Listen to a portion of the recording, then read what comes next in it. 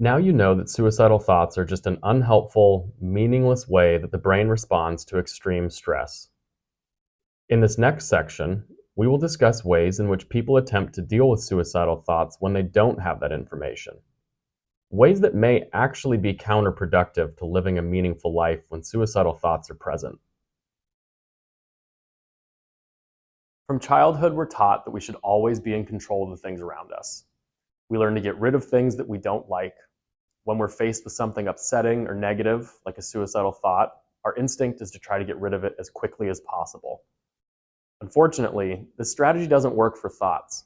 We can't just throw out upsetting and unwanted thoughts and be rid of them forever.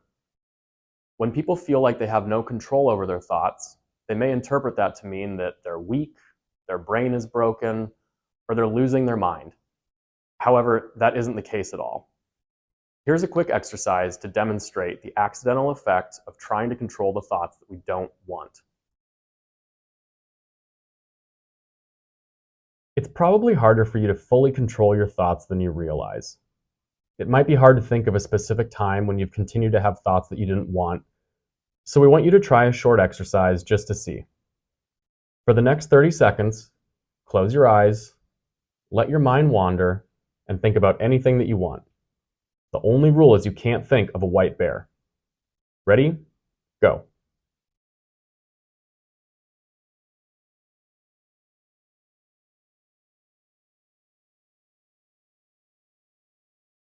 Could you do it? Probably not. It's nearly impossible.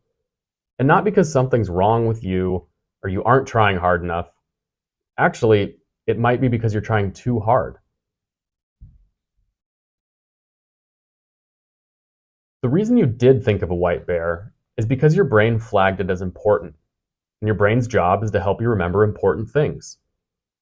In your conscious brain, where all your thoughts are happening, you probably tried really hard to start thinking about all kinds of other random stuff. Meanwhile, your subconscious brain was holding on to an image of a white bear, just waiting to tell you not to think of it. Sooner or later, once your conscious thoughts slowed down, your subconscious brain took the opportunity to remind you, don't think of a white bear. Most of the time, our brain uses this trick to help us remember things that we notice are an important item on our daily to-do list, like run errands or take medication. Unfortunately, our brain also thinks it's being helpful by reminding us of things that we don't want to think about, like a recent conflict with a loved one, past trauma, or even suicidal thoughts. When these types of unhelpful, upsetting thoughts keep popping up, we often try to distract ourselves with things like watching TV or checking social media.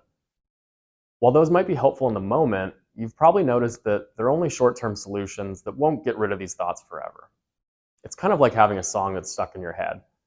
Each time that you manage to distract yourself and stop singing it for a little bit, somehow it comes back. You might have noticed that the same thing happens when you try to distract yourself from suicidal thoughts. The short-term relief that you get from minor distractions is not a long-term solution for getting rid of them forever. The fact that these short-term solutions haven't been working all that great might frustrate you. It might cause you to worry that you aren't in control of your brain anymore, or that these thoughts are just too powerful for you to manage. Although those reactions are normal, they aren't the most helpful. Strong reactions to these types of thoughts only convince your brain that thinking about suicide is really important. And what happens with important thoughts? They keep coming back.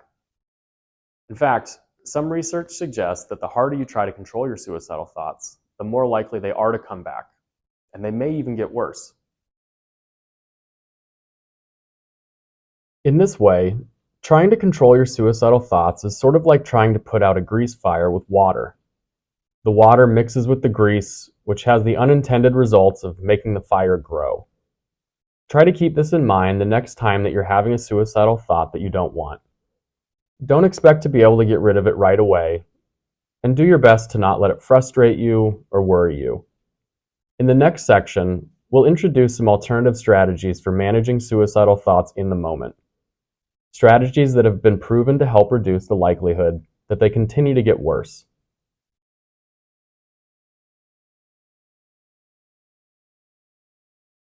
So trying to control suicidal thoughts won't necessarily make them better. In fact, it can actually have the opposite effect. Does that mean that all hope is lost? No. Just like we have evidence that trying to control suicidal thoughts can make them worse, we know there are other strategies that can reduce how intense or bothersome that they are. Strategies that you may just not have tried yet. Before we talk about those, let's start by revisiting what you learned in the last section, with a brief exercise that will help you to view your suicidal thoughts and the way that you engage with them from a different perspective. Imagine that you're standing in the ocean, waist deep in water. Now imagine that you have a beach ball. On that beach ball is printed the most upsetting suicidal thought that you've ever had. You're trying to enjoy the beach. You don't want to think about that thought. So you try to hold the ball and keep it underwater and out of sight. But no matter how hard you try to keep that ball under the water, it just gets jostled loose and pops back up into your face over and over again, becoming more and more frustrating. This is exactly what happens when we try to avoid or control our suicidal thoughts. They come back again and again and make us feel worse and worse. So what can we do instead? What about just letting the ball float around you? You know it's there, but it's not causing you any physical harm. It might be upsetting when it passes in front of you. You might glance at it briefly from time to time. It might float away for a while, and it might come back. And just like the tide, if it does come back, it will soon float away again. Eventually, the tide is going to pull it all the way out to sea and away from you. And if you give it enough time, you won't be able to see it anymore. Choosing how you interact with the beach ball is much easier than trying to control whether or not it's there at all. And the same is true for suicidal thoughts. Choosing how we respond to suicidal thoughts is easier than trying to control whether or not they ever come back. Rather than keeping yourself stuck in the same painful rut of trying to control suicidal thoughts, it can be more productive to allow them to float away on their own as you continue to focus on the things in front of you that you truly value. Accepting that suicidal thoughts might occur does not mean that you approve of their message or enjoy the feelings that they bring up. Acceptance simply means that you acknowledge they might happen outside of your control, and once they have happened, you can't go back in time and get rid of them. Rather than becoming upset and stewing over whatever feeling suicidal thoughts bring up, you can accept that what has happened and get back to moving toward the things that you value. A duck probably doesn't approve of being caught in an unexpected rainstorm, but accepts that any drops of rain will slide off his back while he heads towards cover. You don't have to approve of your suicidal thoughts, but the more you're willing to accept them as they come, the easier it will be to move past them. We want everyone to be able to live completely free from thoughts about suicide. However, as we've discussed, it's probably unreasonable to say with 100% certainty that you'll never have another suicidal thought ever again. Instead, what we hope you can do is build up skills that are proven to help people change the way that they think about, interact with, and let go of the distress that's caused by thoughts about suicide. Like other skills, learning to take back power over your thoughts about suicide is going to take some willingness to do hard things and commitment to practice. The very first step toward this goal is learning to momentarily tolerate the distress that they cause without reacting in some of the harmful ways that we've discussed earlier. You don't have to like or approve of your suicidal thoughts. Just be willing to tolerate the fact that your brain is giving you one and allow them to pass so that you can pursue more rewarding things. Now, let's talk about some strategies for practicing this.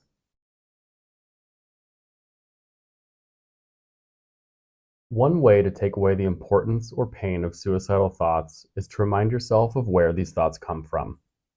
Even though they can be upsetting, they are a common and normal response to the things that you're dealing with. It's easy to forget that from day to day, But the more you practice reframing these thoughts as a normal response to the stress that you're under, the easier it will become to accept them as they happen and continue moving toward your goals and values. Here are some things that may be helpful to remind your brain of when it's giving you suicidal thoughts. Thoughts about suicide are really common for other veterans too. There's nothing wrong with you, and your brain's not broken. Nearly 1 in every 4 veterans has had similar thoughts at some point in their life. Thoughts about suicide are just thoughts. Not every thought is true, not every thought means something, and having a thought does not mean that you will act on it. Suicidal thoughts are just unhelpful solutions from your problem-solving brain. You get to choose how you respond to them. Give ownership of your suicidal thoughts to the problem-solving machine and not yourself. Since you don't have to approve of the thoughts that your brain is giving you, you can choose not to own them. Say to yourself, I notice that my brain is suggesting these same old thoughts about suicide. Thank you for trying, brain, but that's not helping me right now.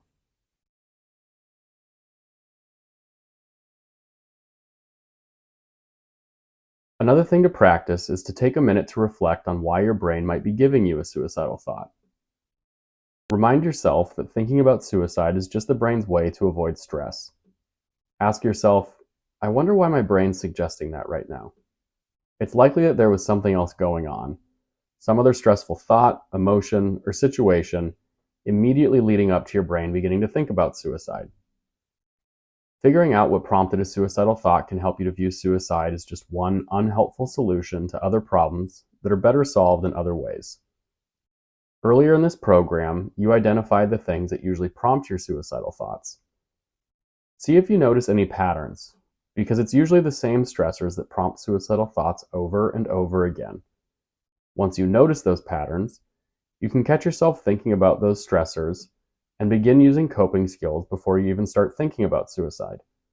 Coping skills like calm breathing, exercise, talking to a friend, the mindfulness activities from this program, or whatever else works for you. If you've created a safety plan or crisis response plan with one of your providers, that would be a good time to use it. Keep track of all your suicidal prompts or warning signs, the internal coping strategies that help you manage stress or suicidal thoughts, and the people who can help you do this.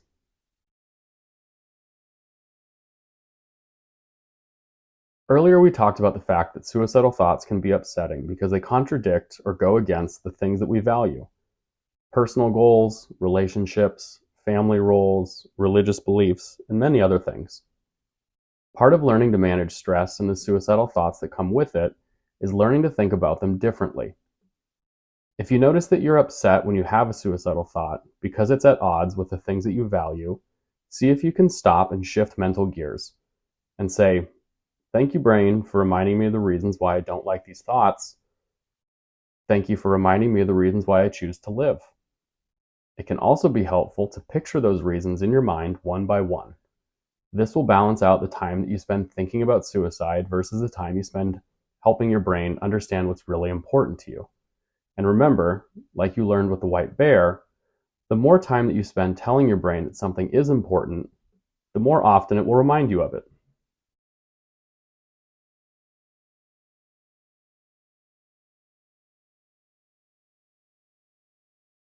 For the next few minutes, sit comfortably in your chair and close your eyes.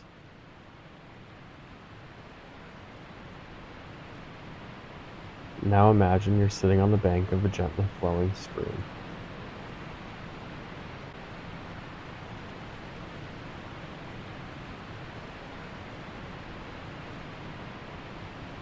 Feel the warmth of the sun on your skin.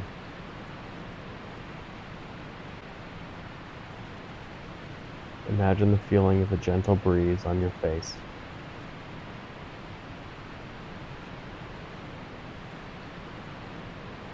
Listen to the soft sound of the water as it flows past you.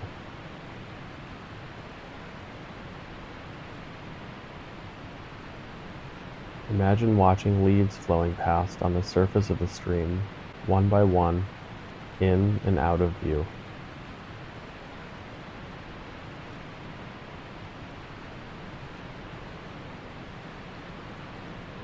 For the next few moments, take every thought that pops into your head and visualize it placed on a leaf and let it float by you.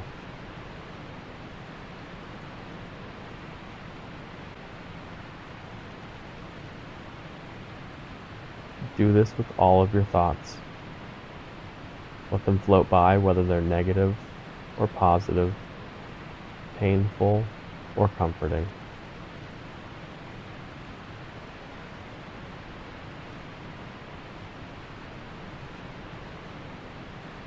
If your thoughts stop, keep watching the stream for them to start up again.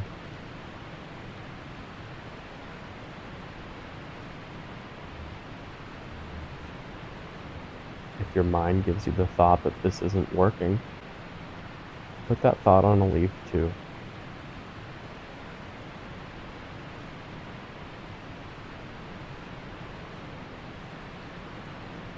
If a difficult feeling arises, such as boredom or frustration, simply acknowledge it. Say to yourself, "There's a feeling of frustration," and then place those words on a leaf and let that leaf float by.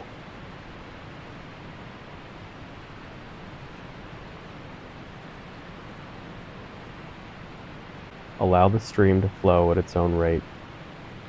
Don't speed it up. You're not trying to wash the leaves away. You're allowing them to come and soon pass on their own without you needing to react to them.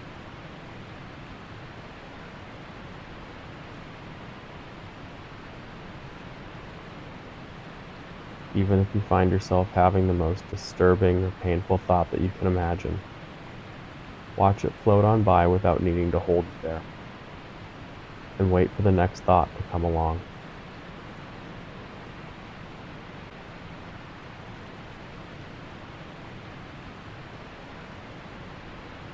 Some thoughts might hook you, and that leaf will sit, stuck on the stream in front of you.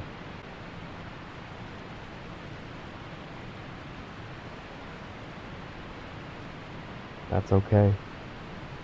Some thoughts are stickier than others. Getting stuck with certain thoughts happens to us every day.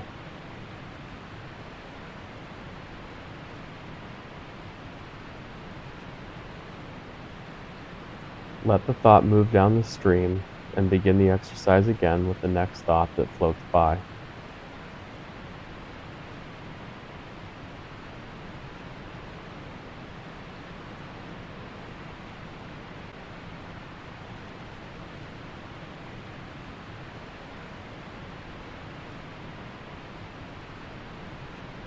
Let your last thought float gently by on its leaf, and as it drifts out of sight, take one calm and relaxing breath. As you exhale, slowly open your eyes and return to the present moment. Now, shift your attention back to the task before you.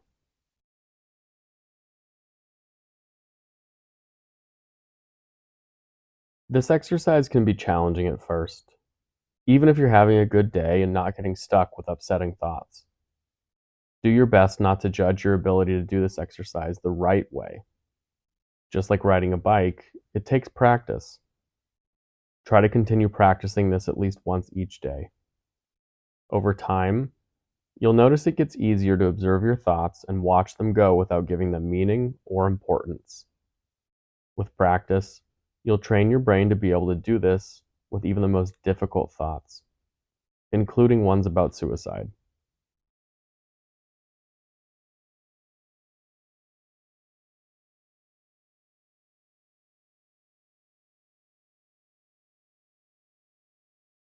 Suicidal thoughts are more common than you'd think. You're not alone, and nothing is wrong with you. Suicidal thoughts are just the brain's unhelpful way of trying to cope, prompted by some kind of event that caused emotional stress. Suicidal thoughts are just thoughts. They're not truths, and they do not mean that you must or will act on them. It's normal to want to get rid of suicidal thoughts, but the more you try to control or avoid them, the worse they may become. Instead of letting suicidal thoughts scare you into trying to control them, it's better to acknowledge them as unhelpful, fleeting suggestions from your brain, allow them to pass like leaves on a river, without judgment and without responding with strong, hurtful emotions, and choose to put your energy into the things that you value. We hope that you learned something today that will help you feel more confident about being able to live a meaningful and valuable life despite suicidal thoughts that might come and go from time to time. We encourage you to practice and use these new skills as much as possible. It's important to remember that these new strategies for responding to suicidal thoughts may not always make you feel better immediately, and they may not work as much as you want them to every single time. But like exercising a muscle, the more you practice these skills, the easier it will become to live a life that's full of value and meaning. Come back and join us anytime that you want to review the things that we talked about today. We hope that it helped, and we wish you all the best in your life ahead.